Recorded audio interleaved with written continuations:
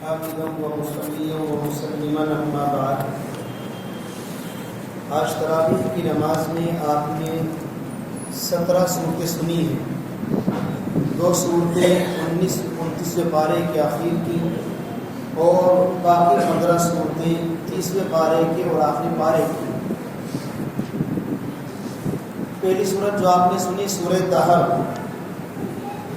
اس میں اللہ تبارک و تعالیٰ نے انسان کی تخلیق کی ابتدا اور اس کی انتہا کو بیان فرمایا کہ انا خلقنا الانسان من نطفۃ امشاج، ہم نے انسان کو پیدا کیا اس نطفے سے، امشاج نبتلیہ فجعلناہ سمیعا بصیرا، پھر ہم نے اس کو سننے والا اور دیکھنے والا بنایا۔ امشاج کہا جاتا ہے عناصر اربعہ، یعنی خون، بلغم، سودا، صفرا، یہ 4 مادے جو انسان میں پائے جاتے ہیں، خون، بلغم، سودا، صفرا، ان چاروں کے مجموعے سے نطفہ تیار ہوتا ہے۔ پھر اس نطفے کے ذریعے سے اللہ نے انسان کو وجود بخشا، جس کو کہا گیا فتبارک اللہ احسن الخالقین، اللہ کتنا خوبصورت بنانے والا ہے۔ پھر نیک لوگوں کا انجام بیان کیا گیا، ان الابرار یشربون من کأس کان مزاجها کافورا، نیک لوگوں کو یقیناً پینے کے لیے ایسی شراب ملے گی جنت میں جس کی جو مہر ہوگی، جس میں آمیزش ہوگی، وہ کافور کی ہوگی۔ شاندار چشمے ہوں گے جس سے اللہ کے بندے پئیں گے، اور پھر ان کے اوپر بے شمار نعمتیں ہوں گی۔ متکئین فیہا علی الارائک، وہ جنت میں مسہریوں پر ہوں گے، ان کے پاس خادم آئیں گے، غلام آئیں گے ان کی خدمت کرنے کے لیے، چاندی کے کوزے اور چاندی کے پیالوں کو لے کر ان کے آس پاس گھومیں گے۔ اس کے بعد ان کو ایک پاکیزہ شراب پلائی جائے گی، وسقاہم ربہم شرابا طہورا، پھر ان کا پروردگار جنتیوں کو پاکیزہ شراب پلائے گا۔ حضرت عبداللہ بن عباس رضی اللہ تعالیٰ عنہما فرماتے ہیں کہ دنیا کی شراب میں نشہ بھی ہوتا ہے، نجاست بھی ہوتی ہے، اس کو پینے کے بعد چکر بھی آتے ہیں، اس کو پینے کے بعد الٹی بھی آتی ہے، لیکن جنت کی جو شراب ہوگی وہ ان تمام چیزوں سے پاک ہوگی۔ اور دوسری بات سمجھنے کی یہ ہے کہ دنیا کی شراب کو عربی میں کہا جاتا ہے خمرن، قرآن میں جگہ جگہ آیا ہے انما الخمر والمیسر والانصاب، تو شراب کے جو دنیا میں ناپاک اور گندی شراب ہے اس کو کہا جاتا ہے خمر، اور خمر کے معنی آتے ہیں ما یخامر العقل، جو عقل کو ڈھانپ لیتی ہے۔ آخرت والی شراب کو خمر نہیں کہا جاتا، اس کو شراب ہی کہا جاتا ہے۔ یہ فرق ہے دنیا کی اور آخرت کی شراب میں۔ دنیا کی شراب کو اللہ نے قرآن میں خمرون کہا کیونکہ وہ عقل کے اوپر پردے ڈال دیتی ہے، اور آخرت کی شراب کو اللہ نے شراب کہا کہ وہ پاکیزہ ہوتی ہے اور اس کی پینے کے بعد انسان کو سکون محسوس ہوتا ہے۔ لیکن یہ بھی بات ذہن میں رہے، حضرت روایت میں یہ بھی آیا ہے کہ من شرب الخمر فی الدنیا ثم لم یتب منها حرمها فی الاخرہ، جس شخص نے دنیا میں شراب پی اور اس سے توبہ نہیں کی، اللہ اس شرابی کو جو دنیا سے بغیر توبہ کے مر گیا، جنت کی شراب سے اس کو محروم کر دیا جائے گا۔ جنت کی یہ پاکیزہ شراب اسی کو ملے گی جس نے دنیا میں اپنے آپ کو شراب سے دور رکھا ہوگا، اور اگر اس نے نانا دانستہ طور پر یہ گناہ کر بھی لیا ہو تو اس نے مرنے سے پہلے توبہ کر لی ہو تو انشاءاللہ پھر اس کو یہ پاکیزہ شراب دی جائے گی۔ اس کے بعد قرآن کے بارے میں فرمایا انا نحن نزلنا علیک القرآن تنزیلا، ہم نے قرآن کو آپ پر آہستہ آہستہ نازل کیا۔ واذکر اسم ربک بکرۃ واصیلا، آپ صبح اور شام اپنے رب کے نام کی تسبیح بیان کیجیے۔ اس کے بعد سورہ مرسلات کا آغاز ہوتا ہے۔ حضرت عبداللہ بن مسعود فرماتے ہیں ہم مینا میں ایک وادی میں ایک غار میں تھے، اچانک اللہ کے رسول علیہ السلام پر یہ سورہ مرسلات نازل ہوئی، آپ اس کو پڑھتے جاتے تھے اور میں اس کو سن کر یاد کرتا جاتا تھا۔ عبداللہ بن مسعود فرما رہے ہیں اللہ کے رسول اس سورت کو پڑھتے جاتے تھے اور میں اس کو سنتا جاتا تھا اور پڑھ کر کے خوش ہو رہا تھا۔ اچانک میں نے دیکھا کہ غار کے اندر سے ایک سانپ نکل کر آیا اور وہ ہمارے اوپر حملہ کرنے والا تھا۔ اللہ کے رسول نے فوراً کہا اس کو مارو۔ جیسے ہی ہم اس کو مارنے کے لیے چلے وہ فوراً غائب ہو گیا۔ اللہ کے رسول نے فوراً فرمایا تم اس سانپ کے شر سے بچ گئے اور سانپ تمہارے شر سے بچ گیا۔ وہ تمہیں بھی نقصان نہیں پہنچا سکا اور تم بھی اسے مار نہیں پائے۔ اس موقع پر یہ سورہ مرسلات نازل ہوئی۔ اللہ نے چند چیزوں کی قسمیں کھا کر فرمایا انما توعدون لواقع، جس قیامت کا، جس عذاب آخرت کا تم سے وعدہ کیا جا رہا ہے سن لو، وہ تو آ کر کے رہے گا۔ جس قیامت کا تم انکار کر رہے ہو وہ قیامت تو آ کر کے رہے گی۔ فَإِذَا النُّجُومُ طُمِسَتْ وَإِذَا السَّمَاءُ فُرِجَتْ وَإِذَا الْجِبَالُ نُسِفَتْ وَإِذَا الرُّسُلُ أُقِّتَتْ، نہ ستاروں کا وجود رہے گا، نہ آسمان کا، نہ پہاڑوں کا، تمام چیزوں کو ہواؤں میں اڑا دیا جائے گا۔ اور پھر اس کے بعد متقیوں کا حال بیان فرمایا۔ جنت قیامت کے دن متقی لوگ سائے میں ہوں گے، چشموں میں ہوں گے، وَفَوَاكِهَ مِمَّا يَشْتَهُونَ، من چاہے پھل ہوں گے، ان سے کہا جائے گا کلو کھاؤ، وَاشْرَبُوا هَنِيًّا بِمَا كُنتُمْ تَعْمَلُونَ، اور جو اعمال تم دنیا میں کر کے آئے اس کی بنیاد پر مزے لے لے کر کے تم جنت میں کھاؤ پیو۔ اِنَّا كَذَلِكَ نَجْزِي الْمُحْسِنِينَ، اچھے کام کرنے والوں کو ہم ایسا ہی بدلہ دیا کرتے ہیں۔ یہ اللہ کی طرف سے بدلہ دیا جا رہا ہے۔ اس کے بعد سورہ نبا کا 30ویں پارے کا آغاز ہوتا ہے۔ مشرکین مکہ قیامت کا انکار کیا کرتے تھے، اور انکار نہیں بلکہ وہ اس کو ناممکن سمجھتے تھے، کیسے ہو جائے گا کہ قیامت آئے اور سارا اتنا بڑا نظام دنیا کا کائنات کا چل رہا ہے یہ درہم برہم ہو جائے۔ اللہ نے فرمایا سیعلمون، یہ ضرور جان لیں گے، ثم کلا سیعلمون، پھر ہرگز نہیں، ان کو ضرور بھی ضرور معلوم ہو جائے گا۔ ذرا سوچے تو صحیح، الم نجعل الارض مہادا، ہم نے زمین کو گہوارہ بنایا، والجبال اوتادا، پہاڑوں کو میخوں کی طرح زمین پر گاڑ دیا، وخلقناکم ازواجا، ہم نے تم کو جوڑے جوڑے پیدا کیا، وجعلنا نومکم سباتا، تمہارے آرام کے لیے ہم نے نیند کو بنایا، وجعلنا اللیل لباسا، تمہیں چھپانے کے لیے رات کو بنایا، وجعلنا النہار معاشا، کمانے کے لیے ہم نے دن کی روشنی تم کو عطا فرمائی، وَبَنَيْنَا فَوْقَكُمْ سَبْعًا شِدَادًا، تمہارے اوپر ہم نے 7 آسمان بنائے، وَجَعَلْنَا سِرَاجًا وَهَّاجًا، ہم نے چمکدار روشن سورج عطا فرمایا، وَأَنزَلْنَا مِنَ الْمُعْصِرَاتِ مَاءً ثَجَّاجًا، پھر ہم نے آسمانوں سے بہترین پانی برسایا، لِنُخْرِجَ بِهِ حَبًّا وَنَبَاتًا، تاکہ ہم تمہارے لیے غلہ پیدا کر سکیں، گھاس پیدا کر سکیں، وَجَنَّاتٍ الْفَافًا، ہم نے شاندار باغات عطا فرمائے۔ اتنی تمام نعمتوں کا تذکرہ کرنے کے بعد پھر اللہ نے کہا اِنَّ يَوْمَ الْفَصْلِ كَانَ مِيقَاتًا، فیصلے کا دن تو آ کر کے رہے گا۔ کیا مطلب؟ جس اللہ نے ان تمام چیزوں کو عدم سے وجود بخشا، پہاڑوں کا وجود نہیں تھا پھر وجود عطا کیا، زمین کا نام و نشان نہیں تھا زمین کو وجود بخشا، جتنی بھی چیزیں اللہ نے پیدا فرمائی یہ ساری وہ ہیں جو معدوم تھی، کل عدم تھی، کوئی وجود نہیں تھا۔ تو جب ایک چیز کو عدم سے وجود میں لانا زیادہ مشکل ہوتا ہے یا پیدا کرنے کے بعد دوبارہ پیدا کرنا مشکل ہوتا ہے؟ ظاہر سی بات ہے، کوئی چیز پہلے نہ ہو اس کو وجود میں لانا یہ مشکل ہوتا ہے۔ دنیا کے قانون کے اعتبار سے نعوذ باللہ اللہ کے لیے تو کوئی مشکل نہیں ہے۔ اللہ سمجھانے کے لیے کہہ رہا ہے کہ جب ہم ایک چیز کا وجود نہیں تھا اس کو وجود میں لائے تو پھر وجود میں لانے کے بعد اس کو مٹا دینا ہمارے لیے کیا مشکل ہے۔ پھر فرمایا ان للمتقین، سب سے پہلے تو پھر جہنمیوں کا حال بیان فرمایا کہ جب سور پھونکا جائے گا، آسمان کو کھول دیا جائے گا، پہاڑوں کو چلا دیا جائے گا، ان جہنم کانت مرصادا، جہنم گھات میں لگی بیٹھی ہے۔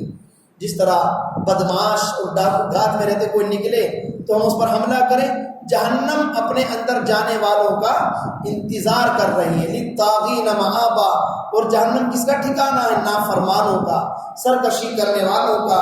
لابثین فیہا احقابا، وہ اس میں زمانے تک ٹھہریں گے۔ لا یذوقون فیہا بردا ولا شرابا، نہ جہنم میں ان کو ٹھنڈا پانی ملے گا نہ شاندار شراب ملے گی۔ پتہ یہ چلا کہ ٹھنڈا پانی اللہ کی بہت بڑی نعمت ہے۔ اللہ اس کا خاص طور پر تذکرہ کر رہا ہے کہ جنت میں ٹھنڈا پانی بھی نہیں ملے گا۔ ہاں ملے گا تو کیا؟ الا حمیما وغساقا، ان کو وہاں پر پیپ پلایا جائے گا۔ اللہ ہم سب کی حفاظت فرمائے۔ ان کو وہاں پر خون پلایا جائے گا۔ یہ کیوں؟ جزاء وفاقا، جیسی کرنی ویسی بھر۔ اس کے برخلاف جنتی لوگ مفازا، وہ کامیاب ہو گئے۔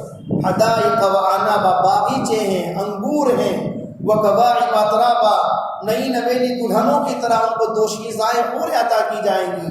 وکأسا دہاقا، شاندار چھلکتے ہوئے جام اور پیالے ہوں گے۔ لا يسمعون فيها لغوا ولا كذابا، نہ وہاں جھوٹ ہوگا، نہ لغو بات ہوگی، نہ بیہودہ بکواس ہوگی، صرف اور صرف وہاں پر تو سلامہ سلامہ کی آواز گونجے گی۔ کیوں؟ جزاء من ربک عطاء حسابا، یہ بدلہ ہے تیرے رب کی جانب سے ان اعمال کا جو تم کیا کرتے تھے۔ پھر سورہ نازعات کا آغاز ہوتا ہے جس میں اللہ نے کچھ قسمیں کھائی فرشتوں کی، حالتوں کی، اور اس کے بعد پھر قیامت کا وہی حال بیان فرمایا، یوم ترجف الراجفہ تتبعها الرادفہ قلوب یومئذ واجفہ ابصارها خاشعہ۔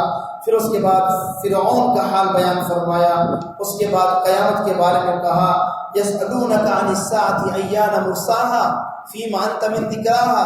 پیارے پیغمبر، لوگ آپ سے قیامت کے بارے میں پوچھتے ہیں کب آئے گی، جواب دیجئے میرا کام یہ بتلانے کا نہیں کب آئے گی، انما انت منذر من یخشاها، میں تو صرف تم کو قیامت کے عذاب سے ڈرانے کے لیے آیا ہوں اور یہ بتلانے کے لیے آیا ہوں قیامت آئے گی، کب آئے گی مجھے نہیں معلوم۔ سورہ عبس کا آغاز ہوتا ہے۔ ایک مرتبہ اللہ کے رسول علیہ السلام بیٹھے ہوئے مکے کے مشرکین کے درمیان تبلیغ کر رہے تھے، ان کو دین کی باتیں سکھلا رہے تھے۔ اچانک ایک نابینا صحابی حضرت عبداللہ ابن ام مکتوم رضی اللہ تعالیٰ عنہ آئے اور اللہ کے رسول سے کچھ معلوم کرنا چاہا۔ اللہ کے رسول نے ان نابینا صحابی کی طرف کوئی توجہ نہیں دی، آپ مشرکین مکہ کے ساتھ لگے رہے۔ اللہ کو یہ بات پسند نہ آئی کہ بتلا مشرکین مکہ کے سرداروں کی اتنی اہمیت اور میرا ایک نابینا بندہ ایمان والا چل کر کے آیا، پیارے پیغمبر عبس وتولی، آپ تر شروع ہو گئے، آپ نے چہرہ پھیر لیا، ان جاءہ الاعمی، کہ آپ کے پاس ایک نابینا اندھا شخص آ گیا، وما یدریک لعلہ یزکیٰ، آپ کو کیا معلوم کہ وہ نابینا صحابی کا مقام کتنا اونچا ہے، وہ تو آپ سے کچھ سیکھنے کے لیے آئے تھے اور اس امید پر کہ وہ آپ کی باتوں پر عمل کرنے والے، یہ مشرکین مکہ آپ کی باتوں کو ماننے والے نہیں ہیں۔ روایت میں لکھا کہ صحابہ کرام عبداللہ ابن مکتوم نابینا صحابی سے بہت ڈرتے تھے کہ یہ وہ صحابی ہیں جن کے بارے میں اللہ نے قرآن کی آیتیں نازل فرما دی، ان کو کوئی ناراض نہ کرتے، اگر ان کو کوئی ناراض کرتا ہے تو اللہ فوراً قرآن میں آیتیں نازل فرما دیتا ہے، تو صحابہ ان کا بڑا احترام کیا کرتے تھے۔ اسی صورت کے آخر میں پھر کفار کو مخاطب کر کے فرمایا یوم یفر المرء من اخیہ، قیامت کا دن وہ ہے کہ آدمی بھاگے گا اپنے بھائی سے، وہ امہ اپنی ماں سے، وہ ابی اپنے باپ سے، وہ صاحبتہ اپنی بیوی سے، وہ بنی اپنی اولاد سے، کوئی کسی کے کام نہیں آئے گا۔ لکل امرئ منہم یومئذ شأن یغنیہ، ہر آدمی اپنے نفسی کے عالم میں ہوگا۔ وجوہ یومئذ مسفرہ، بہت سے چہرے اس دن چمک رہے ہوں گے۔ ضاحکۃ مستبشرہ، ہنس رہے ہوں گے، خوشی کے مارے کھل رہے ہوں گے۔ اس کے بعد خلاف ووجوہ یومئذ علیہا غبرہ، بہت سے چہرے وہ ہوں گے جن پر گرد و غبار پڑا ہوا ہوگا، ترہقھا قترہ، مرجھائے ہوئے ہوں گے۔ یہ کون ہوں گے؟ ہم الکفرۃ الفجرہ، یہ کافر ہوں گے، فاجر ہوں گے، گناہ کبیرہ کے مرتکب ہوں گے۔ سورہ تکویر اذا الشمس کورت، اس میں بھی قیامت کی منظر کشی کی گئی، سورج بے نور ہو جائے گا، ستارے ٹوٹ کر گر جائیں گے، پہاڑوں کو چلا دیا جائے گا، گابھن اونٹنیاں بھی اپنے بچوں کو چھوڑ دیں گی اور زمین کے کیڑے مکوڑے ان کو جمع کر لیا جائے گا۔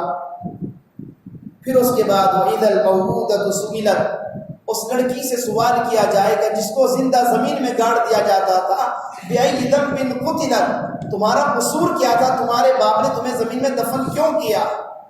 حالانکہ سوال تو باپ سے ہونا چاہیے، سوال لڑکی سے اس لیے ہوگا تاکہ پتہ چل جائے یہ وہ لڑکی ہے جس کے ساتھ ظلم کیا گیا تھا۔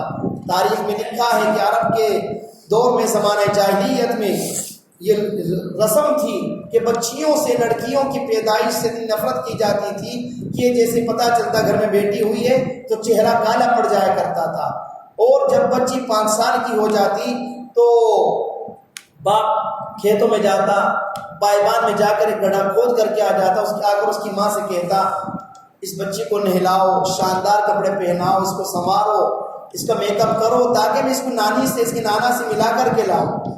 چنانچہ اس کی ماں اس کو تیار کرتی خوشی خوشی، اور یہ باپ اپنی اس بچی کو لے کر کے جاتا کھیتوں میں اور لے جا کر اس گڑھے کے قریب کھڑا کر دیتا اور کہتا کہ دیکھو بیٹی اس میں کیا ہے۔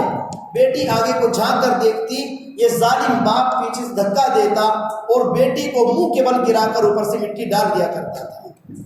اسلام آیا، اسلام نے بتلایا بیٹی بچاؤ بیٹی پڑھاؤ، یہ نعرہ جو آج چل رہا ہے بیٹی بچاؤ بیٹی پڑھاؤ کا، یہ 1400 سال پرانا نعرہ ہے۔ ہم سب کے آقا و مولا جناب محمد الرسول اللہ صلی اللہ تعالی علیہ وسلم کا، جنہوں نے بتلایا کہ بیٹی کا مقام کیا ہے۔ تم بیٹی کی پرورش کرو گے تو تمہارے لیے 2 بیٹیوں کی پرورش کرنے پر جنت کی بشارتیں ہیں، 3 بیٹیوں کی پرورش کرنے پر جنت کی نعمتوں کی اور مغفرت کی بشارتیں ہیں۔ یہ تو اسلام نے بیٹیوں کو، بہنوں کو، ماؤں کو عزت دی ہے اور ان کا مقام اور مرتبہ بتلایا ہے۔ اس کے بعد سورہ انفطار کا آغاز ہوتا ہے۔ جو مضمون پچھلی صورت میں تھا وہی مضمون اس صورت میں ہے۔ پھر انسان کو مخاطب کیا گیا، ما غرک بربک الکریم، انسان آخر تو اپنے رب کریم کے ساتھ تجھ کو دھوکے میں کس چیز نے ڈال رکھا ہے؟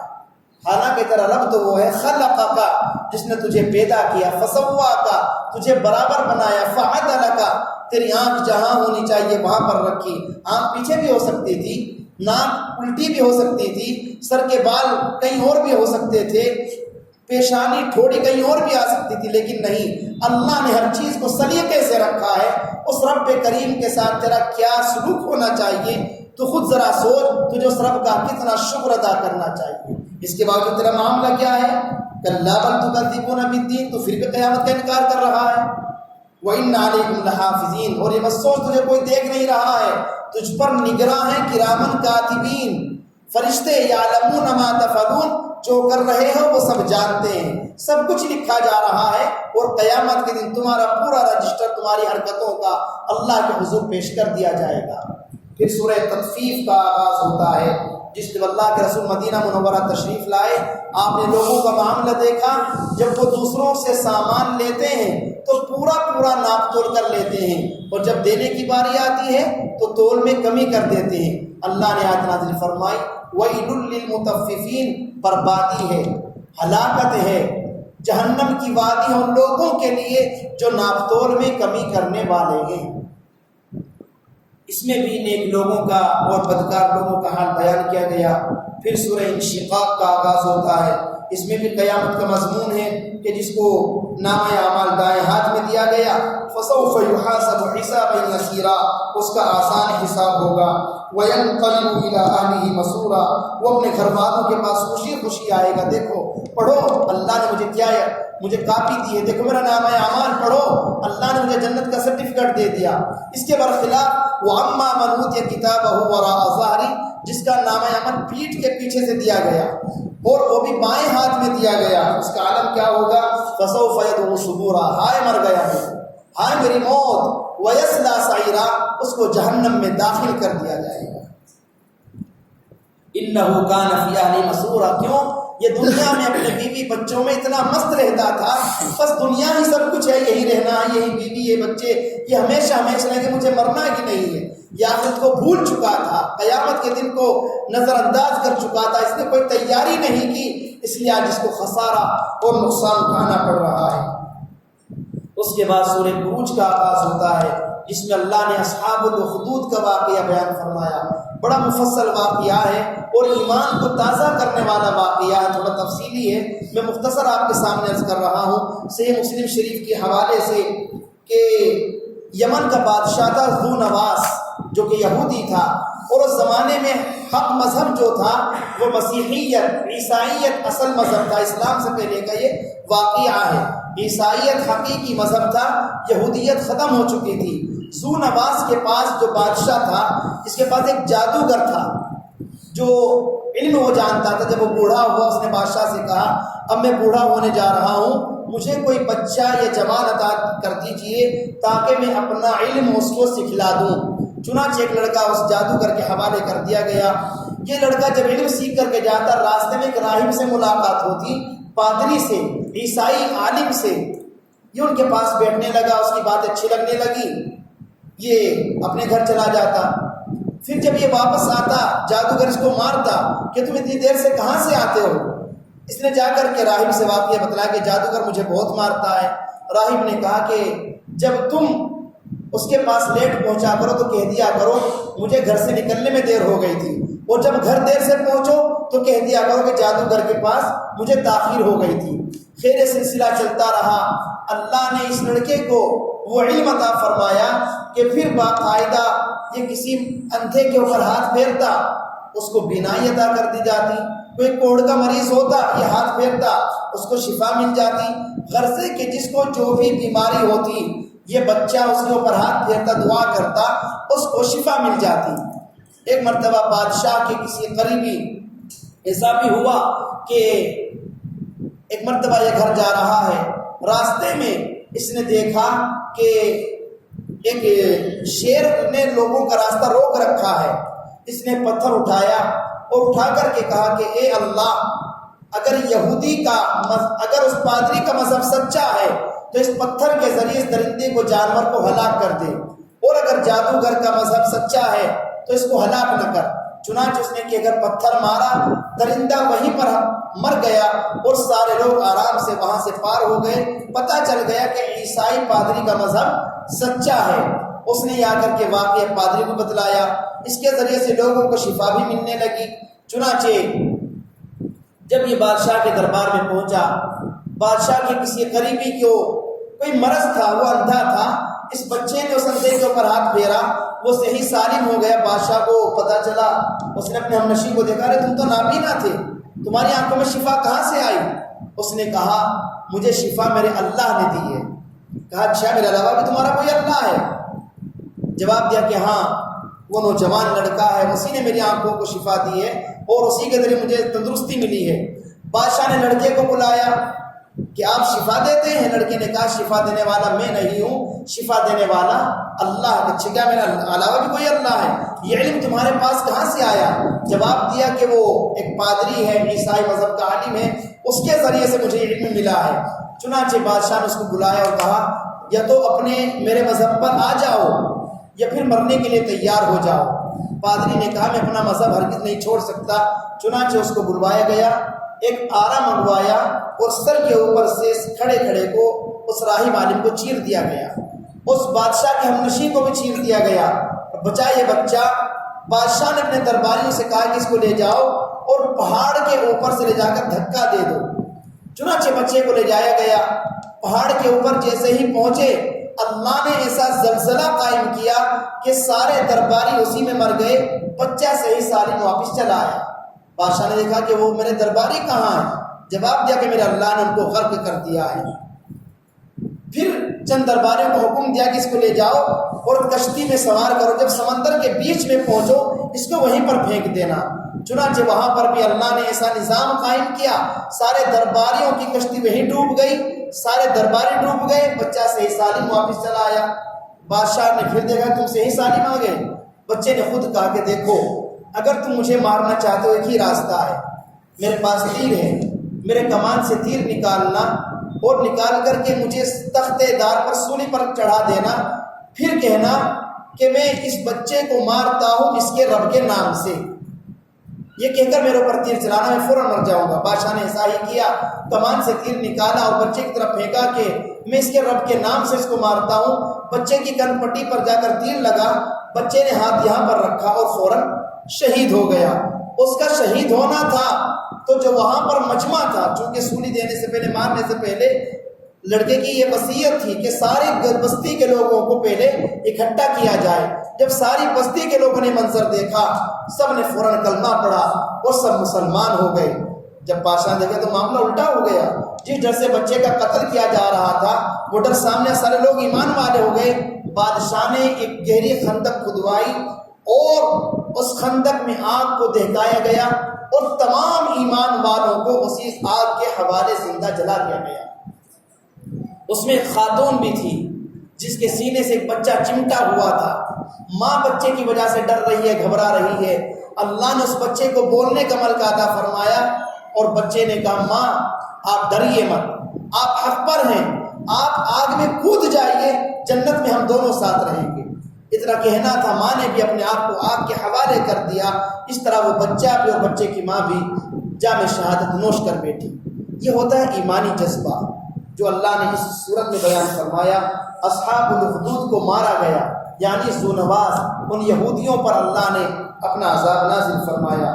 سورہ تاریخ شروع ہوتی ہے، اس میں بھی قیامت کی منظر کشی کی گئی، انسان کو بتلایا گیا وہ ذرا اپنے اوپر دیکھو کہ صحیح، مما خلق، کس چیز سے وہ پیدا ہوا ہے، خلق من ماء دافق، اچھلنے والے پانی سے، ناپاک قطرے سے اس کی پیدائش ہوئی ہے، جو کہ نکلتا ہے سوٹ پسلی اور پیٹھ کے درمیان سے، ناپاک قطرے سے تمہاری پیدائش ہوئی ہے، لہذا تمہیں زیادہ غرور تکبر نہیں کرنا چاہیے۔ اس کے بعد سبح اسم ربک الاعلی ہے، پھر سورہ غاشیہ ہے اس کے بارے میں، جس میں کہا گیا ہے کہ کل قیامت کے دن کافروں کا انجام کیا ہوگا۔ سورہ فجر ہے، اللہ نے چند چیزوں کی قسمیں کھا کر کے فرمایا کہ قیامت کے آنے میں کسی قسم کا کوئی شک نہیں۔ قوم عاد اور قوم سمود کا تذکرہ۔ اس کے بعد سورہ بلد میں اللہ نے مکے کی اور شہر مبارک شہر کی قسم کھائی ہے، تقریباً 3 چیزوں کی قسم کھا کر کے فرمایا لقد خلقنا الانسان فی کبد، ہم نے انسان کو مشقت میں پیدا کیا، ہم نے اس کو آنکھیں دی، زبان دی، پیشانی دی، ہونٹ دیے۔ اس کے بعد سورہ والشمس وضحاہا، اس میں بھی اللہ نے تقریباً 7 چیزوں کی قسم کھا کر فرمایا کہ وہی شخص کامیاب ہے من زکاہا، جس نے اپنے نفس کی منجھائی کر لی، جس نے اپنے دل کو سنوار لیا، وہ کامیاب ہو گیا۔ اس کے بعد واللیل اذا یغشی، اس میں بھی اللہ نے تقریباً 3-4 چیزوں کی قسمیں کھائی اور فرمایا عمل 2 طرح کے ہیں، ایک سچا عمل، اچھا عمل، ایک غلط عمل۔ جو جیسا عمل کرے گا وہ ویسی ہی سزا اور جزا پائے گا۔ سیدنا صدیق اکبر رضی اللہ تعالیٰ عنہ کے بارے میں یہ آیات کریمہ نازل ہوئی ہیں، ان کے صدقے کو دیکھ کر، ان کے اعمال سے خوش ہو کر اللہ نے اس صورت میں ان کے مقام اور مرتبے کو بیان فرمایا، اور پھر فرمایا کہ اللہ اسی بندے سے راضی ہوتا ہے جو اللہ کی رضا کے لیے اچھے اعمال کرتا ہے۔ اللہ تبارک و تعالی ہم سبھی کو قرآن مجید کی تعلیمات پر عمل کرنے کی توفیق نصیب فرمائے۔ آمین۔ وما علینا الا البلاغ المبین۔